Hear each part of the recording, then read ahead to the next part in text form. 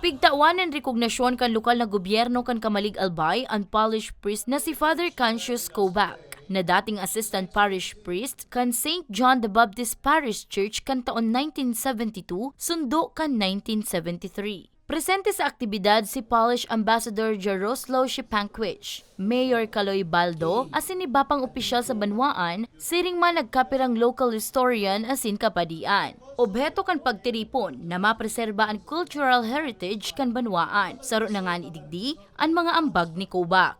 Apwera kaya sa pagiging padi, saro man siyang archaeologist, kung sain na-discover kainian kadakol ng artifact sa Huyup-Huyupan Cave, arog kan mga estatwa, alahas, man iba-ibang armas, asin kadakol pang iba. Kaya bilang pagtaong onra, pigbisto si Kobak bilang signifikanteng personalidad kan banwaan sa paagi kan Resolution number 1620 series of 2004.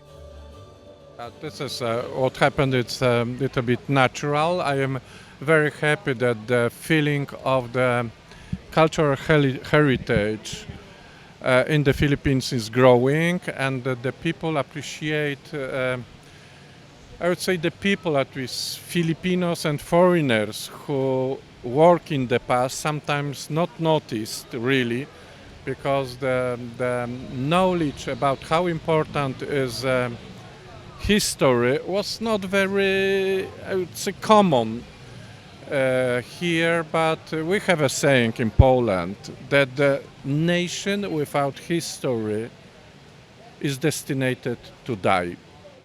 Sigun kay Mayor Baldo, dakulaw nan sa iyang pasasalamat kay Kobak sa pigdara kaining ambag sa saindang mayaman na istorya asin kultura. Napakayaman talaga ng istorya, ng history ng Kamalig. Dahil yun, may mga patunay, hindi lang ang, sabi nga, sulat lang. May mga artifacts tayo na nakuha na nagpapatunay na may mga kultura na talaga tayo noon pa. Bilang apresasyon sa lokal na gobyerno, nagtauman nin mga libro si Ambassador Shepankwich na naglalaman kan buhay asin mga agi-agi kan dipuntong padi. Well, ang tig-investan mi kasi digdi is the tourism, particularly the development of our tourism assets.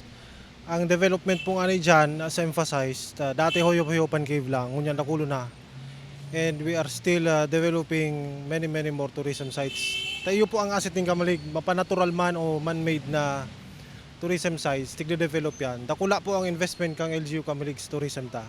Saro na po sa mga cultural mapping products ay ini po na discoveries ni Father Kobak. Mientras tanto, partean na sambit na aktibidad sa selebrasyon kan Museums and Galleries Month na pigo-obserbar kada bulan nin Oktubre para sa mga baretang Tatak Bicol. Danica Garcia.